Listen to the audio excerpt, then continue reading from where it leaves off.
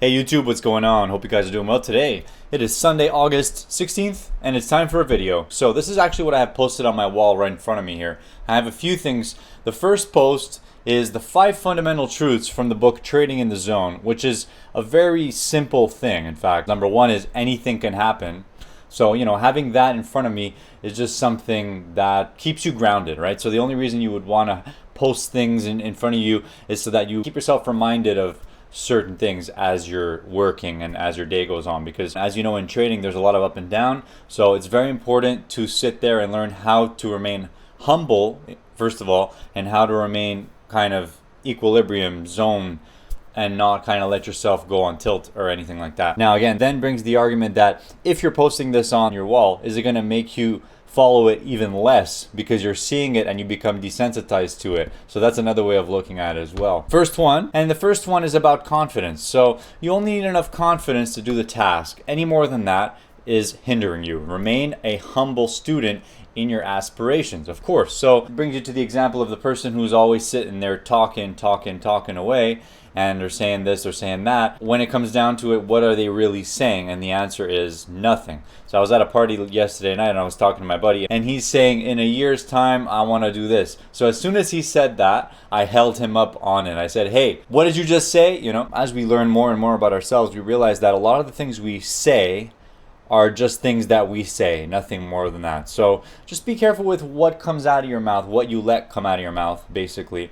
And that's going to keep your expectations more in line. Limiting the things that come out of your mouth is going to keep your confidence levels kind of relatively balanced as well, because you're going to be focused on the current moment. Now, again, this brings us to the next thing, which is whatever else there is that's going to make our confidence levels get out of line. So when you have a winning trade, for example, you feel on top of the world. When you have a full green week, you feel great, right? So there's a lot of things out there that can give you a sense of false confidence in regards to a task that you're doing. So in trading, it's very easy. So all you need to do is look at past trading results and say, oh, I have a 70% win rate over 1,000 trades. And then you say, oh, great, so I should be profitable going forward. But no, that's not true, because you're only as good as your next trade. And you have to keep thinking like that no matter how good you get. And you always have to stay humble and keep learning, all right, in whatever you're doing.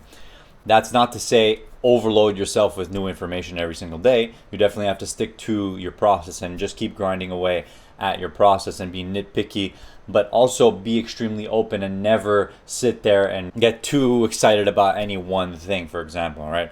So I've been studying a little deeper into market profile and to auction market theory, and it's kind of giving me a better perspective on technical analysis in general. So, I come from a background of learning basic technical analysis about charts and trends and stuff like that.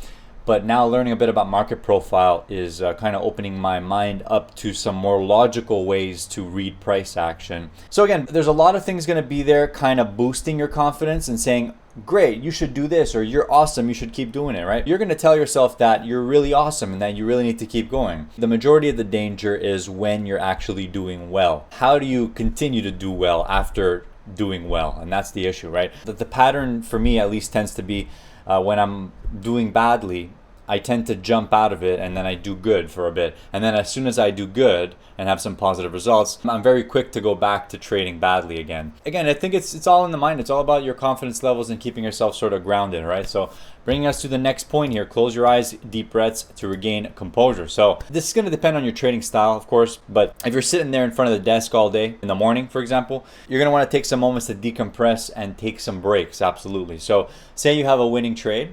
After you get out of the trade or take your partial profit or just close it off completely, you want to sit there and meditate for about 30 seconds to a minute. Close your eyes, take about 10 deep breaths in and out through your nose. What that's going to help with is going to keep your heart rate kind of regulated, probably help your overall composure, right? So this is going to work well for winning trades and losing trades. So this would be something good to start doing in general. And I don't think this applies just to trading, any kind of high performance sport, right?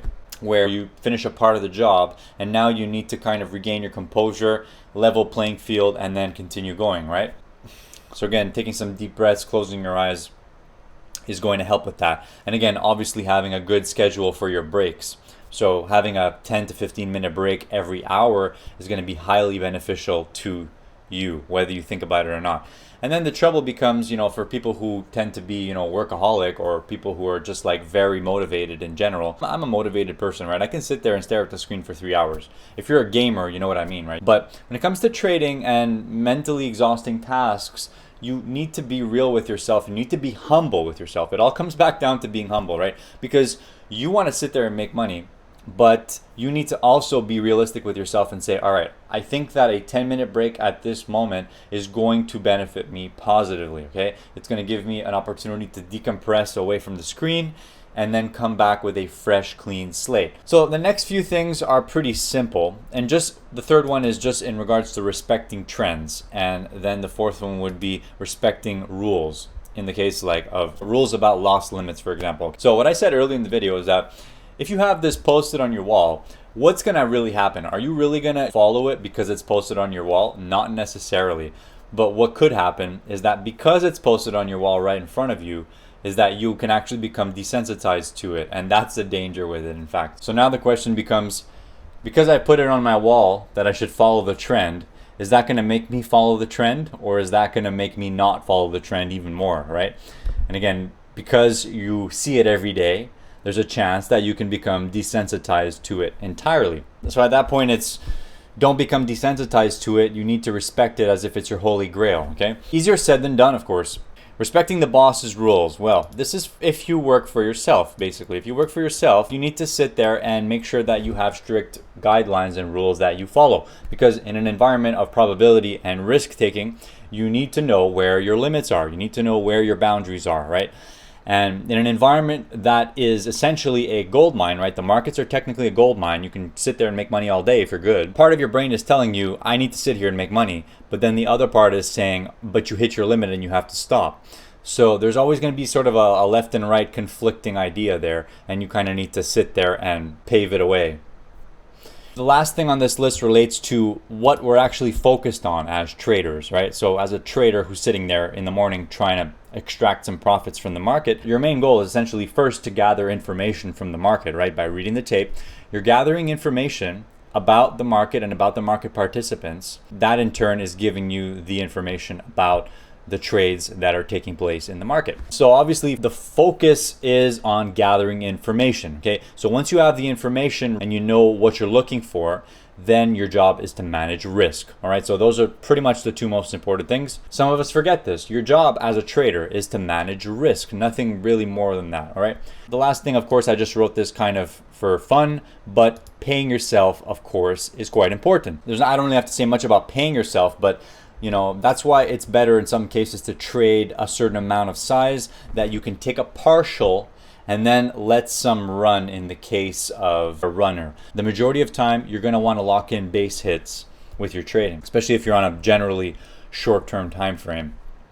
So base hits, of course, are gonna be your bread and butter.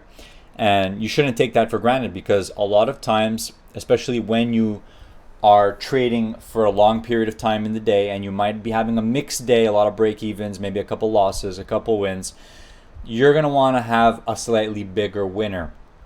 And again, that's going to take you away from the groundedness you need to sit there and lock in your base hits one after another.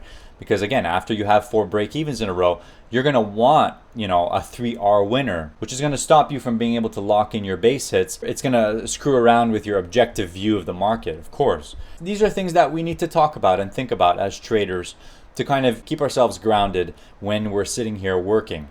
All right, guys? So if you learned something from this video, leave a thumbs up. Comment if you like. I will show you briefly here. So I've been playing with this sort of idea here. They call it market profile generally. So I've got session volume profiles for every session here on a 30-minute chart. And then on the right here, we've got our total volume profile, right?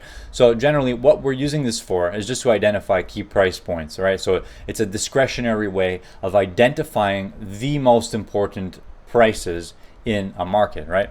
And that's pretty much it. So go do some reading on market profile. This is kind of what I'm studying right now, auction market theory and market profile. And I will see you guys in the next video. Take care. Bye.